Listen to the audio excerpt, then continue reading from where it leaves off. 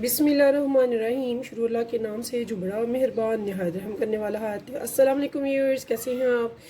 इंशाल्लाह ताला मेरी यूट्यूब फैमिली जो है इंशाल्लाह ताला अल्लाह ताला के फजल करम से बखैरियत होगी। तो व्यूअर्स, आज मैं बना रही हूँ कद्दू, और कद्दू मैंने ले लिए हैं 1 kg।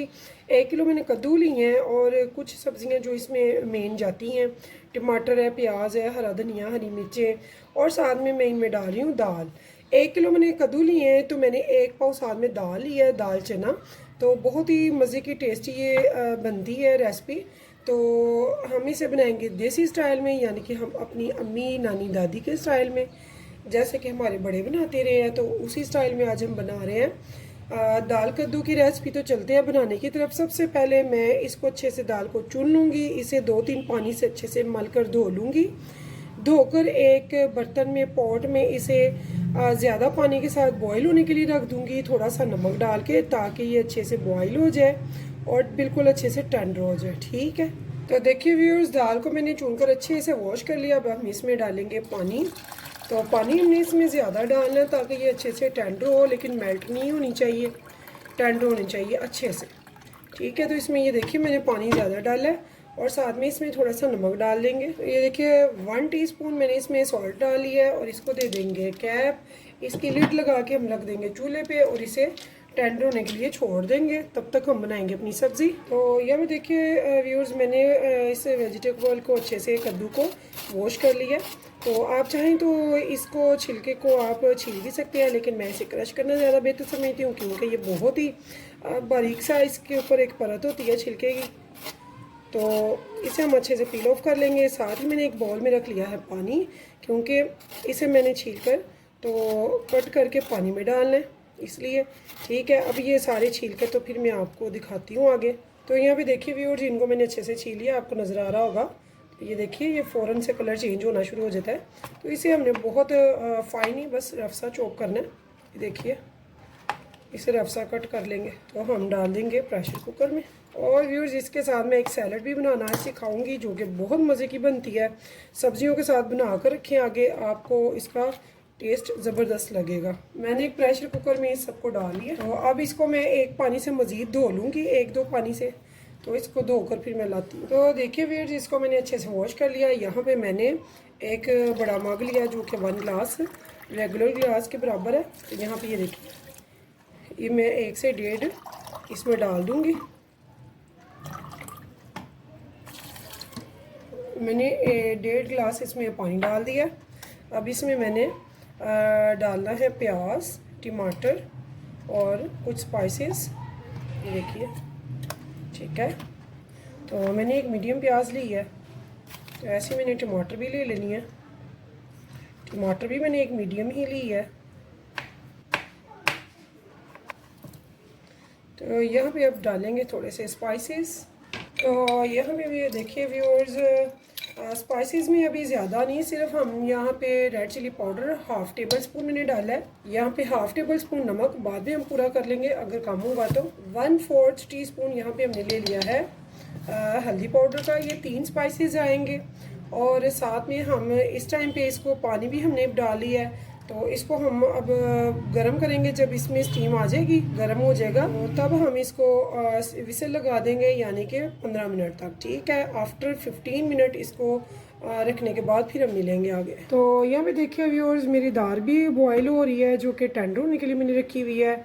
गर्म होने के बाद पानी इसकी भी मैंने बिल्कुल लो फ्लेम कर दी हुई है, और यहाँ पे प्रेशर भी मैंने लगा दिया हुआ है। और मेरा प्रेशर जो है, स्टीम इसमें बनने के बाद मैंने 15 मिनट तक इसे चलाना है सीटी को, ताकि इसमें जो मैंने कद्दू और सारे वेजिटेबल डाली हैं वो अच्छे से टेंडर हो जाए। ठीक है, तो अब चलते हैं, तब तक चटनी बनाते हैं अच्छी सी सैलड। तो यहाँ पे देखिए व्यूअर्स, मुझे जो मैं सैलड बना रही हूँ उसका नाम है कैरी सालसा।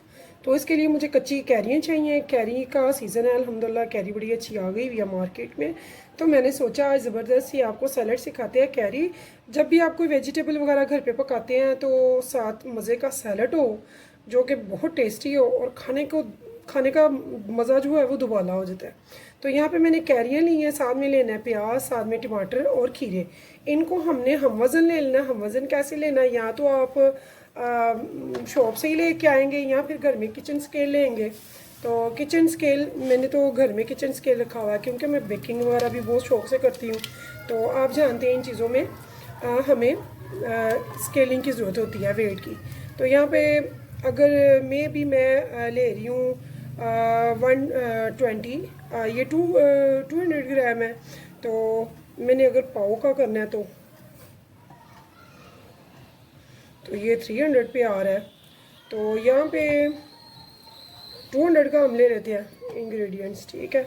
ये 200 है, तो खीरा भी 200 में होना चाहिए फिर। यस, ये भी 200 में आ गया है। तो टमाटर भी हम 200 में लेंगे। ये थोड़ा सा ज़्यादा है तो एक छोटा ले लेंगे हम। तो यहाँ पे ये देखिए, ये मेरा 200 तकरीबन हो गया, ठीक है।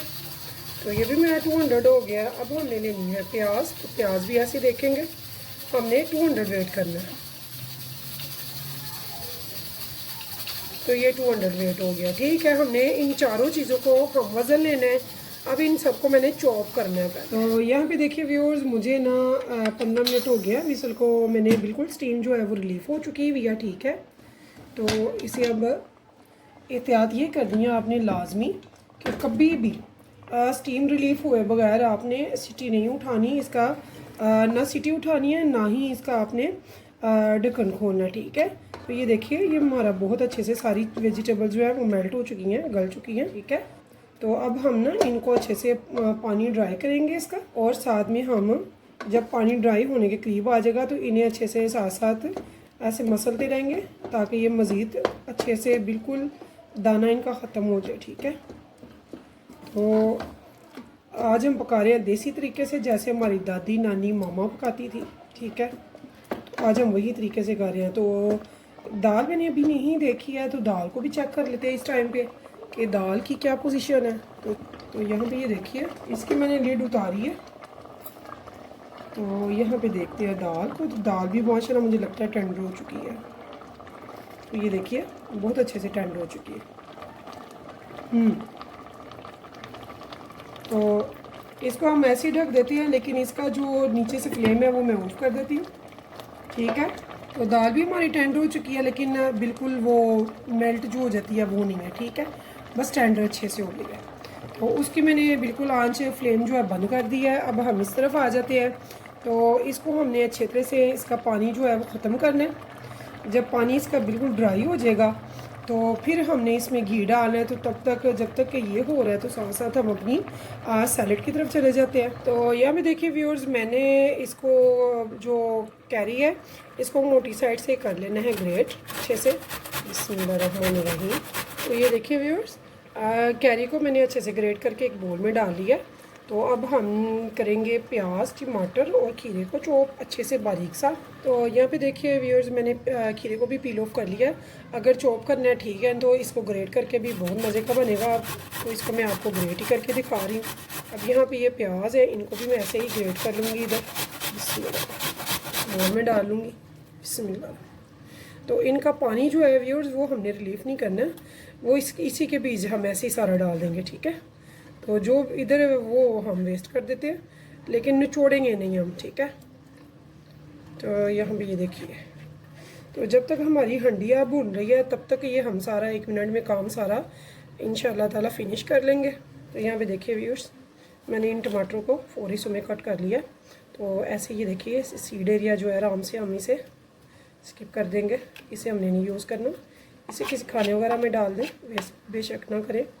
तो यहाँ पे ये देखिए, ऐसे ही सबको भी मैं कट करके फिर सैलड फाइनल करती हूँ। तो यहाँ पे देखिए व्यूअर्स, मेरी वेजिटेबल सैलड के लिए रेडी है। यहाँ पे मैंने 2 टेबल स्पून भर के लेना है चीनी का, जो रेगुलर चीनी हम घर पे यूज़ करते हैं। तो 2 टेबल स्पून यहाँ पे मैंने ये ले लिया, और साथ में मैंने 1 टीस्पून लेना है पिंक या ब्लैक सॉल्ट का, पिंक या फिर ब्लैक सॉल्ट का 1 टीस्पून हमने यहाँ पे ये ले लिया। अब इन दोनों को सिर्फ हमने डालना है, इसके अलावा इसमें कुछ भी नहीं जाएगा। तो यहाँ पे अब इसको हम अच्छे से मिक्स कर लेंगे, और मिक्स करने के ठीक 10 मिनट के बाद ये बिल्कुल रेडी है, ठीक है। 10 मिनट तक हम इसको मिक्स करके तो एक साइड पे रख देंगे ढक कर। तो 10 मिनट के बाद ये बिल्कुल रेडी होगा, खाने के लिए तैयार। बहुत ही ज़बरदस्त, बहुत ही मज़े की ये सैलड होगी। खाने के साथ आप कहेंगे कि वाकई कोई मैंने आपको सैलड बताई है। तो ये ज़रूर ट्राई कीजिएगा, दाल वगैरह सब्ज़ी वगैरह के साथ बहुत मज़े की लगती है। तो अब मैंने जो हंडिया है, जो मेरी कद्दू का पानी ड्राई हो चुका है, इसलिए मैंने उसकी फ्लेम जो है लो कर दिया ताकि मैं आपको भी दिखा सकूं। तो कुछ भी मैं मिस गाइड ना करूं, आपको हर चीज़ स्टेप बाय स्टेप दिखा सकूं, समझा सकूं। तो ये अब मेरी सैलड हो गई है क्लियर, ठीक है। तो इसमें और कुछ भी नहीं जाएगा। अगर आप लाइक करते हैं तो थोड़ी सी ब्लैक पेपर डाल सकते हैं, बट इसमें और किसी चीज़ की ज़रूरत नहीं है। तो यहाँ देखिए व्यूअर्स, जो मेरी हंडिया का पानी है बिल्कुल ड्राई हो चुका है, देखिए। तो इसे मैंने लगने नहीं दिया, मैंने सैलड का टच बिल्कुल फाइनल था इसलिए। तो मैंने उसे क्लियर करके तो फिर इस तरफ आई हूँ ताकि हमारे खाने तक वो भी बिल्कुल रेडी हो गई हो। तो मैंने ऑयल नहीं था डाला। यहाँ पे आप 90 ग्राम ऑयल ले लें या फिर पूरा कप ले लें।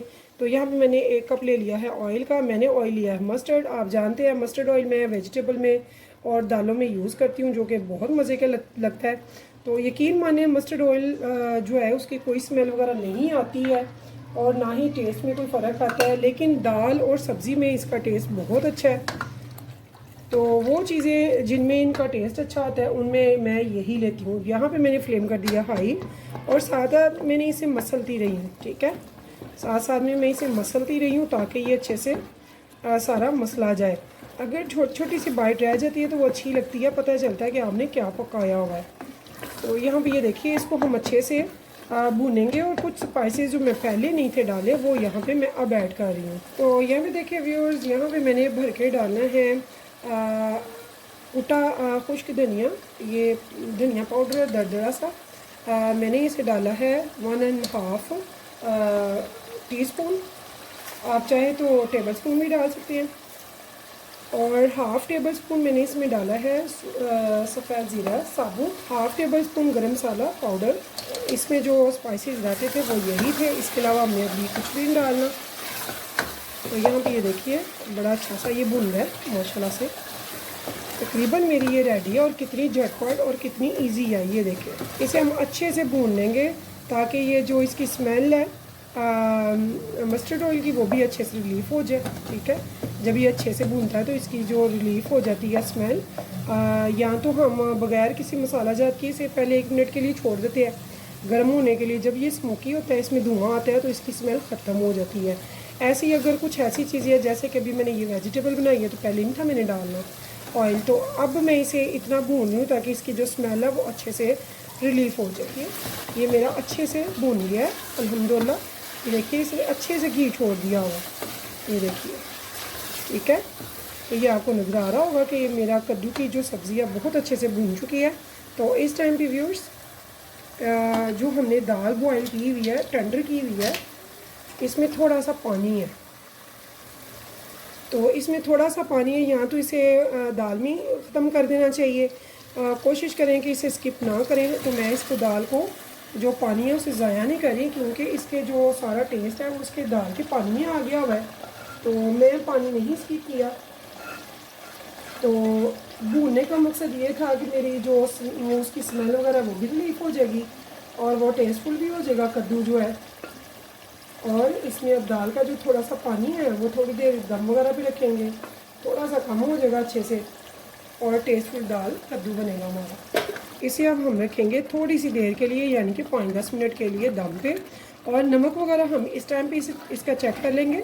थोड़ा थोड़ा जूसी अच्छा लगता है, अगर बिल्कुल हम ड्राई कर देते हैं तो उसका मज़ा नहीं आता।